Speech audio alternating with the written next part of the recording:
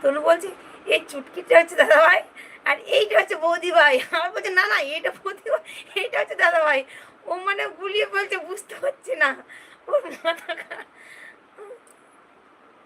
নিজেই ধরা দিয়ে দিলে, হ্যাঁ ধরা দিয়ে দিলাম। আমি নিজে ধরা দিয়ে দিলাম।